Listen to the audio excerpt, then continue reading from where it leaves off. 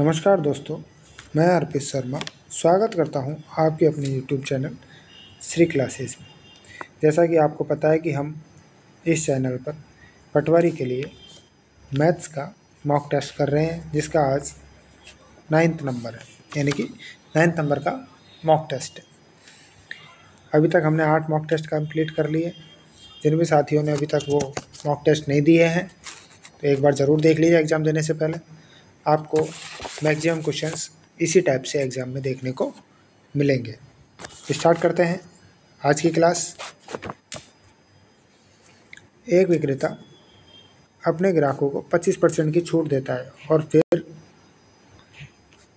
25% का लाभ कमाता है। यदि वस्तु की लागत विक्रेता को 1440 रुपये आती है तो इसका अंकित मूल्य क्या होगा।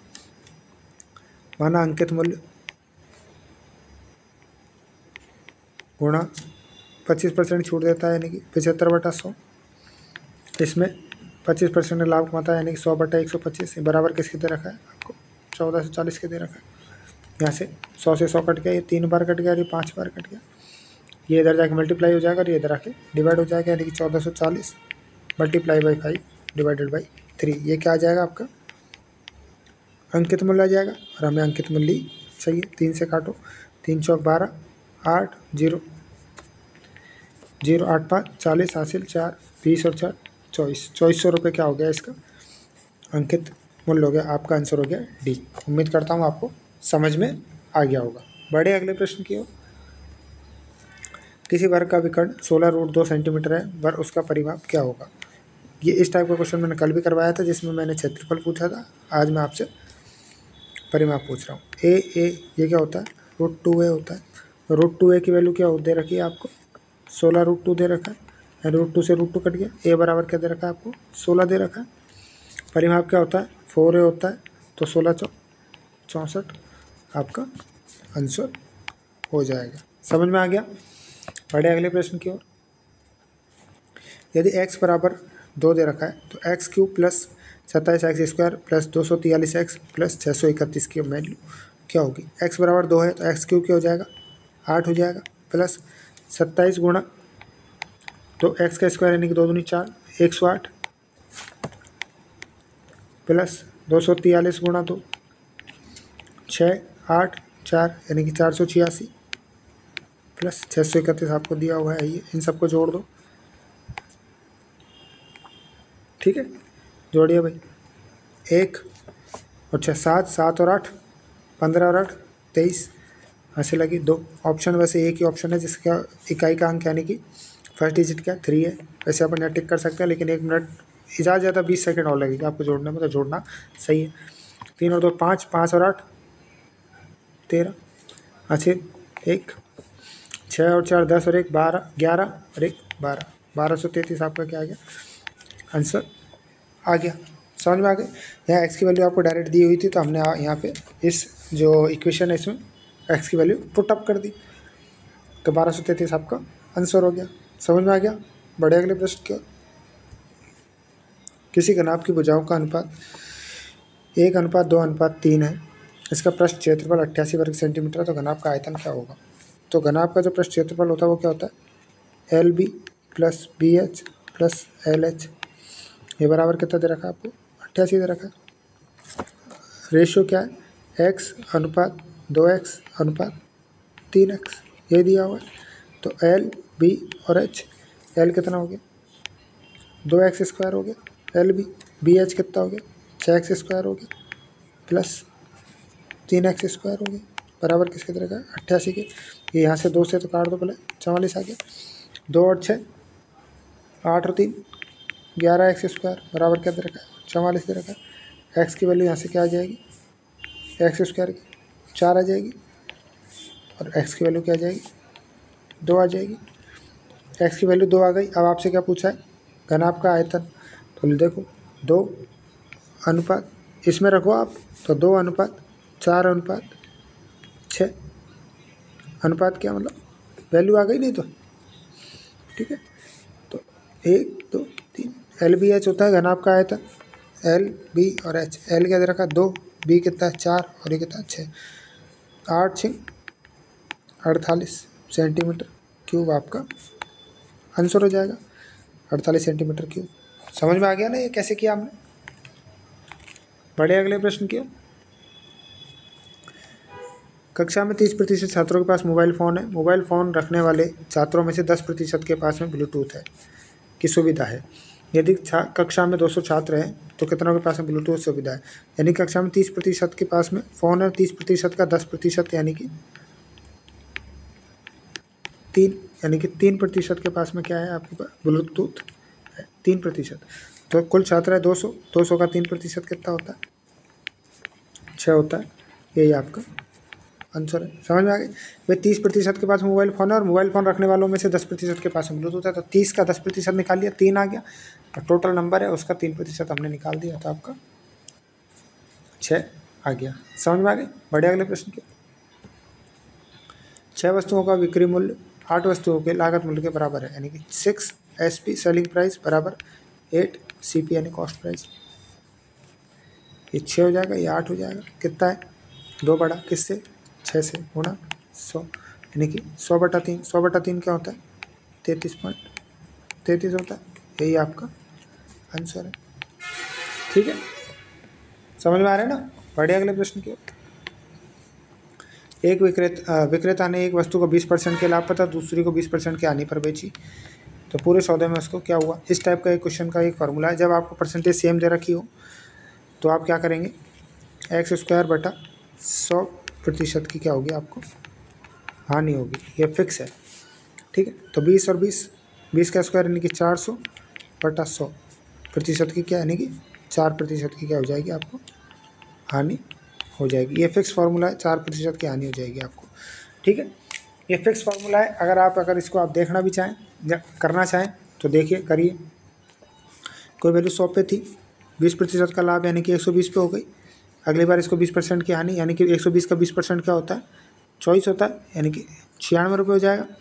100 से कितना कम हो गया, 4 कम हो गया, 4/100 गुणा 100, 4% की हानि हो गई। समझ में आ गई ना। ये शॉर्ट ट्रिक थी जो मैंने आपको बता दी, और ये थोड़ा सा समझ के करने लायक पॉइंट था। हालांकि ये भी इजी है, ये भी शॉर्ट ट्रिक टाइप है, ये भी शॉर्ट ट्रिक टाइप है। ये बेसिक फार्मूला ये फार्मूला हो गया। ठीक है, बढ़े अगले प्रश्न की। रामन, अमन और सोहन किसी काम को 24, 5 और 12 दिन में पूरा कर सकते हैं। ये तीनों एक साथ एक काम को कितने दिन में पूरा करेंगे। रामन, अमन और सोहन 24, 5 और 12। यहाँ से हम क्या करें, 120 कॉमन ले लें, एलसीएम ले लें। मतलब ये 5 करेगा, ये करेगा 24 काम करेगा, ये 10 काम करेगा। तो 5 और 29 और 10 39, कितने कटेगा, 3 से कट जाएगा। 40 अरे 13, 40/13 क्या होता है, 3 सही 1/13, 3 से 1/13 आपका आंसर हो गया। 40 में 13 का भाग देंगे तो 13 3 39 और 1/13। समझ में आ गई। बढ़िया, अगले प्रश्न की ओर। 5 संख्याओं का औसत 35 है। पहले 2 संख्याओं में प्रत्येक में 5 बढ़ा दिया जाता है, अंतिम 2 संख्याओं में 10 कम कर दिया जाता है, तो नया औसत क्या होगा। 2 संख्याओं में 5 बढ़ाया यानी कि 10 बढ़ गया, और अंतिम 2 संख्याओं में 10 कम करा यानी कि 20 कम हो गया। तो टोटली क्या हुआ है, 10 कम हुआ है। किस पे कम हुआ है, 5 संख्याएं हैं, 5 संख्याओं में कम हुआ, तो यानी कि औसत 2 कम हो गया। पहले कितना था, 35 था, 2 कम करेंगे तो कितना बच जाएगा, 33 बच जाएगा। यही आपका आंसर है। इस टाइप के क्वेश्चन को हालांकि आप इधर मल्टीप्लाई करते, फिर पहली कोई 2 संख्या निकालते और फिर आप उसमें से 5 जोड़ते और 2 संख्याओं में 10 कम करते, तो वो थोड़ा टाइम टेकिंग हो जाता है। आप इसको ऐसे करिए कि 2 गुणा 5 यानी कि 2 संख्याओं में 5 बढ़ेगा तो 10 बढ़ेगा, और अगर 2 संख्याओं में 10 कम होगा तो 20 कम होगा। कुल मिला के क्या हुआ, 10 कम हुआ। संख्याएं कितनी दे रखी है आपको, 5 दे रखी है, तो 5 से औसत निकल गया। उस औसत को मेन जो औसत दिया हुआ था 35, उसमें से कम कर दिया। अगर कम करना है तो बढ़ाना है तो बढ़ जाएगा। समझ में आ गया। बढ़िया, अगले प्रश्न के। सोहन 5 मिनट में 10 पेज टाइप कर सकता है और मोहन 10 मिनट में 5 पेज टाइप कर सकता है। एक साथ कार्य करते हैं, 30 मिनट में कुल कितने पेज टाइप करेंगे। तो सोहन जी 5 मिनट में 10 पेज और मोहन जी 10 मिनट में 5 पेज, तो 30 मिनट में ये कितना करेगा, 6 गुना हो रहा है भाई, 30 का 6 गुना हो रहा था, पेज भी 6 गुना ही करेगा। 30 मिनट में 1 मिनट में कितना करेगा ये, 3 करेगा, तो 5 मिनट में 15। ये कितना हो गया 60, 60 और 15 75 पेज टाइप करेगा। 75 आपका आंसर हो गया। समझ में आया नहीं आया कि भाई 5 मिनट में 10 पेज टाइप करता तो 30 मिनट में कितना करेगा, तो 1 मिनट का निकाल लेते हैं यहाँ से, ठीक है। और 30 मिनट का निकल गया यहाँ से, 1 मिनट का मतलब 2 पेज करेगा ना, ये 2 पेज करेगा, और ये कितने पेज करेगा, आधा करेगा। यही हो रहा है, आगे इसका निकाल दिया। समझ में आया ना। 10 रुपये में 5 की दर से संतरा खरीदते हैं और 15 रुपये में 6 की दर से बेच दिए जाते हैं। रुपये एक साइड लिख दो, 10/5, 15/6, क्रॉस मल्टीप्लाई कर दो, 60 और 75, कितने रुपये बढ़े, 15 रुपये बढ़े। किस पे बढ़े, 60 पे बढ़े, गुणा 100, 4 बार, 4 से कितनी बार, 25 बार। 25% का इसमें लाभ हो गया। बस आपसे इतना ही पूछा हुआ है। समझ में आ गई ना। इस टाइप के क्वेश्चन ये आपके एग्जाम में देखने को मिल सकते हैं, इस टाइप के क्वेश्चन। वैसे इसका ये बेसिक सा कॉन्सेप्ट है, ठीक है। इसमें और थोड़ा सा लेवल में देखा जाए तो लेवल में भी क्वेश्चंस होते हैं कि भाई 10 रुपये में 5 की दर से बेचता है तो उसको 20% का लाभ होता है, और 15 में 6 की दर से बेचता है तो उसको 5% की हानि होती है या 10% का लाभ होता है। ऐसे करके भी एक क्वेश्चंस बनते हैं। लेकिन हालांकि अभी अपन बेसिक वाले क्वेश्चंस हैं जिनको कर रहे हैं। एक क्लास में ज़रूर लेके आने की कोशिश करूँगा। कल तो 10वां मॉक कर दूँ और इसके बाद में एक क्लास लाने की कोशिश करूँगा जिसमें थोड़े अच्छे लेवल के क्वेश्चन ले लेंगे, 20-25 जो भी हैं, तो उनमें उन टाइप के क्वेश्चंस को भी सॉल्व कर लेंगे, ठीक है। बढ़े अगले प्रश्न के। एक समचतुर्भुज का परिमाप 100 सेंटीमीटर है, इसके विकर्ण की लंबाई 40 सेंटीमीटर है, तो इसका क्षेत्रफल क्या होगा। देखिए भाई, समचतुर्भुज क्या होता है, ये होता है समचतुर्भुज की आपको एक परिभाषा पता हो कि जो इसके जो विकर्ण है हमेशा 90 डिग्री पर कट करते हैं, एक और 4 भुजाएं बराबर होती तभी तो इसको समचतुर्भुज बोलते हैं। तो परिमाप 100 है तो एक भुजा कितने की हो गई, 25 की हो गई। और आपको एक विकर्ण यानी कि 40 का दिया है पूरा, तो आधा कितने का रह जाएगा, 20 का रह जाएगा। और ये 90 डिग्री है तो यहाँ से पाइथागोरस लगा के ये वाली वैल्यू आ सकती है अपनी। पाइथागोरस लगा लो भाई, a² यानी कि a है, या फिर x ले लो, ये हमने नीचे ले लिया तो x² प्लस 20 का स्क्वायर यानी कि 400 बराबर 25 का स्क्वायर 625। तो x² बराबर क्या आ जाएगा, 225 आ जाएगा। रूट ले लिया तो x बराबर क्या आ गया, 15 आ गया। तो x की वैल्यू यानी कि 15 आ गया, तो पूरा विकर्ण कितने का हो गया, गुणा 2 यानी कि 30 का हो गया। तो एक विकर्ण तो 30 का है और एक विकर्ण 40 का है। तो जो समचतुर्भुज होता है उसका क्षेत्रफल क्या होता है, क्षेत्रफल बराबर 1/2 गुणा पहला विकर्ण गुणा दूसरा विकर्ण, यही होता है। तो 1/2 गुणा 40 गुणा 30, 20 बार, 20 थी 60, 600 सेंटीमीटर स्क्वायर आपका आंसर हो जाएगा। समझ में आ गई ना। इस टाइप के क्वेश्चन को थोड़ा इस तरीके से हम करेंगे। ये क्वेश्चन देखने को मिलेंगे भैया एग्जाम में, ध्यान रखना। अगला प्रश्न है, एक व्यक्ति को 20 मीटर कपड़ा बेचने पर 4 मीटर कपड़े के विक्रय मूल्य के बराबर लाभ होता है। तो 20 SP बराबर 4 SP प्लस 20 CP, यही होगा। यानी कि विक्रय मूल्य बराबर क्या होता है, लाभ प्लस क्रय मूल्य। SP एक साइड कर लो, 16 SP बराबर 20 CP। ये 16 और ये 20 कितना बढ़ गया, 4 बढ़ गया। किससे बढ़ गया, 16 से बढ़ गया गुणा 100। ये 4 बार, ये 4 से 25 बार, कितना प्रतिशत के लाभ हो गया, 25% का लाभ हो गया। यही आपका आंसर। बस इसमें एक ये पॉइंट जो है समझने वाला था, क्योंकि हमने विक्रय मूल्य का ले रखा था इसलिए हमने विक्रय मूल्य यानी कि 4 SP कर दिया है। समझ में आ गया। बढ़े अगले प्रश्न की ओर। एक ऋण नहीं है, ये एक ऋण है। एक ऋण 2 वार्षिक किस्तों में चुकाया गया यदि प्रत्येक किस्त 1210 है, ये 12 से 10 हो गया टाइप, औरली बोल के टाइप किया था ना इसलिए इशू हो गया। 1210 की हो तो चक्रवृद्धि ब्याज की दर 10% वार्षिक हो तो उधार लिया गया दर कितना है, यानी कि 10 1/10 हो गया। ठीक है, यानी 10% क्या होता है, 1/10 होता है, तो 10 से कितना हो गया, 11 हो गया। चक्रवृद्धि ब्याज है, इसको निकालने के लिए क्या करेंगे, यहाँ से इसका स्क्वायर करेंगे और इसका स्क्वायर करेंगे। ठीक है, अब ये क्या बन गया वैल्यू, 100 बन गई और ये 121 बन गई है। ठीक है, ये वाली वैल्यू बन गई।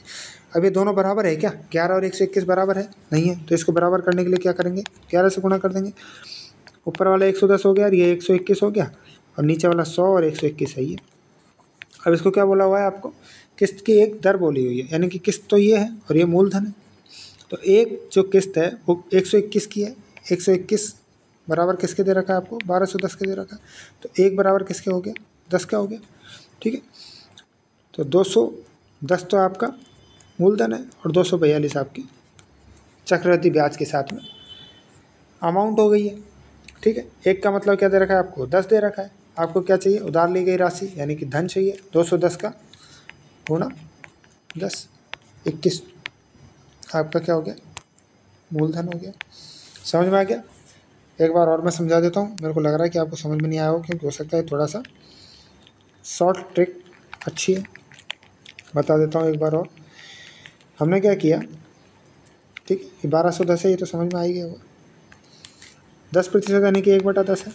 पहले कोई धन 10 था पहली साल में, 11 हो गया, दूसरी साल में इसका स्क्वायर कर देंगे, इसका भी स्क्वायर कर देंगे, तो हो गया 121।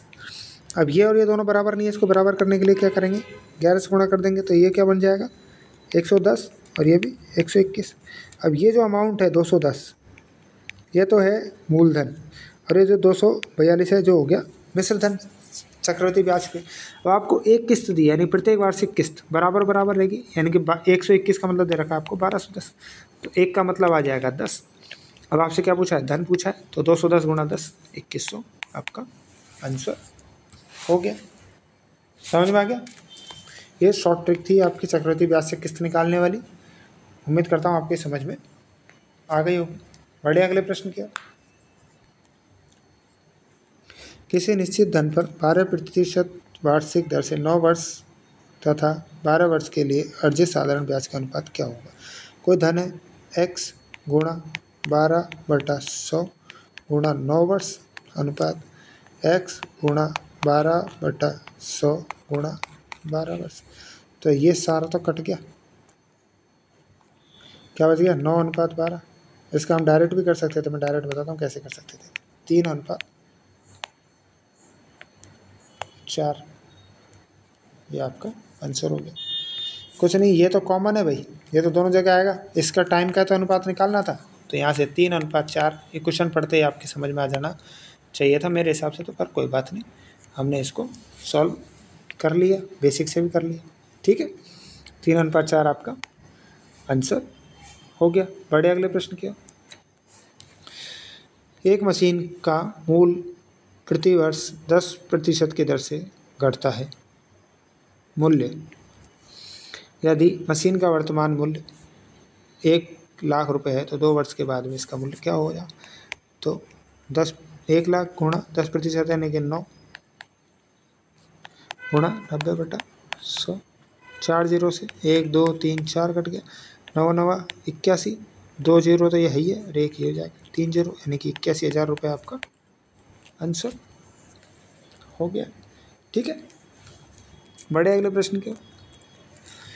2 घन के आयतनों का अनुपात 27/64 है, इनकी भुजाओं का अनुपात क्या होगा। आयतन क्या होता है, A1 का क्यूब अनुपात B1 का क्यूब, यहाँ से क्यूब रूट ले लेंगे तो आपकी भुजाएं आ जाएंगी, 27/64 का क्यूब रूट लो भाई, 3/4 बन जाएगा, यही आपका आंसर। ये क्वेश्चन आ सकता है आपके एग्जाम में, ध्यान रखिएगा, मतलब इस टाइप का, ये वैल्यू का मतलब यही वैल्यू नहीं आएगी, इस टाइप का कोई भी क्वेश्चन 125 हो सकता है, 216 दे दे, कुछ भी टाइप का क्वेश्चन आपके एग्जाम में बन सकता है। समझ में आ गई। बढ़े अगले प्रश्न की ओर। एक ठोस बेलन का आधार का व्यास 2 सेंटीमीटर तथा ऊंचाई 16 सेंटीमीटर है को गलाकर एक ही आकार के 12 ठोस गोले बनाए जाते हैं। गोले का व्यास क्या होगा? अब कोई भी ठोस गोला बनाया जाता है तो उसमें आयतन आएगा, यानी कि उसमें सामग्री आएगी। तो सबसे पहले तो आप बेलन का आयतन निकाल लीजिए। बेलन का आयतन क्या होता है? पाई। व्यास दे रखा 2, तो एक से एक और एक ही आपका हो गया, त्रिज्या हो गई 16 बटा गोले का आयतन होता है 4/3 पाई। आर पता ही नहीं है, आर क्यूब आपने निकाल दिया। कितने गोले बनते हैं? ये 12 बनते हैं। ठीक है, समझ में आ गया? अब ये 3 से कितनी बार कट गया? 4 बार। पाई से पाई कट गया, 4 चौक 16 से 4 चौक 16 कट गया। आर क्यूब बराबर क्या आया? एक ही आया। आर क्या आ जाएगा? एक आ जाएगा। आपसे क्या पूछा है? गोले का व्यास पूछा है, तो व्यास तो वैसे ही 2 गुना होता है, तो 2 आपका गोले का व्यास बन जाएगा। समझ में आ गया? बढ़े अगले प्रश्न की ओर। एक आयत की लंबाई और चौड़ाई को 3 गुना कर दिया जाए तो उसके क्षेत्रफल पर कितना प्रतिशत वृद्धि होगी? पहले 100 था, यानी कि टोल 10,000 रुपये, 10,000 क्या था इसका? क्षेत्रफल था। अब ये 3 गुना यानी कि 300, और ये भी 300 हो गया, यानी कुल कितना हो गया? 90,000 हो गया। कितना बढ़ गया? 80,000 बढ़ गया। किससे बढ़ गया? 10,000 से बढ़ गया। गुणा 100, 4040 8 गुणा 100, यानी कि 800% की क्या हो गई? वृद्धि हो गई। यही आपके आंसर होगा। समझ में आ गया? बढ़े अगले प्रश्न की ओर। 1,600 रुपये का 2 वर्ष 3 माह के साधारण ब्याज इतना दिया हुआ है, ब्याज की वार्षिक दर क्या है? दर निकालने के लिए फॉर्मूला आपको मैंने बताया है। साधारण ब्याज है तो ब्याज गुणा 100 बटा मूलधन गुणा समय, और समय को क्या है? 2 सही 3/12, यानी 2 सही 1/4, 4 दूनी 8 और 1 9/4 लिख सकते हैं इसको। ये जो समय है इसको 9/4 लिख सकते हैं। ठीक है, ब्याज कितना दिया हुआ आपको? 252 गुणा 100/1600 गुणा, अब 9 यहाँ रह जाएगा और 4 ऊपर चला जाएगा क्योंकि इन्वर्स हो जाएगा। 2 जीरो से 2 जीरो कट गई। ठीक है, 4 से ये 16 4 बार, 4 से ये कटेगा 6 और 3 63, 9 से फिर ये कट जाएगा 7 बार। तो कितने प्रतिशत की दर आ गई है? 7% की आपकी दर आ गई है। ठीक है, समझ में आ गया? पढ़े फिर आगे। तो आपकी क्लास आज यहीं कंप्लीट होती है। हमने इसमें 20 क्वेश्चंस हैं जो मैथ्स के सॉल्व किए हैं। लगभग हमने 20-22 मिनट में हमने एक टॉपिक कंप्लीट कर दिया है। ये मॉक कंप्लीट कर दिया है। फिर मिलते हैं कल, लास्ट मॉक करेंगे हम पटवारी एग्ज़ाम का। और अभी तक क्या है, वो आ ही गया, आपका एडमिट कार्ड डल ही गए। सभी साथियों ने देख भी लिए होंगे, और अभी कोई नहीं देख पाए क्योंकि सर्वर डाउन था। तो स्टार्टिंग में लगभग 1-2 घंटे तक सर्वर नहीं चला था, तो हो सकता है नहीं देख पाए हो कोई। और अभी तक नहीं देखा तो ज़रूर देख लीजिएगा, और अपने टाइम से ही एग्ज़ाम सेंटर पर पहुंच जाइएगा। और जो दिशा निर्देश दिए गए हैं ना, उनको अच्छे से फॉलो करना। ठीक है, बढ़े फिर। ठीक है, थैंक्स फॉर वॉचिंग। मिलते हैं फिर अगले टेस्ट में। जय हिंद, जय भारत।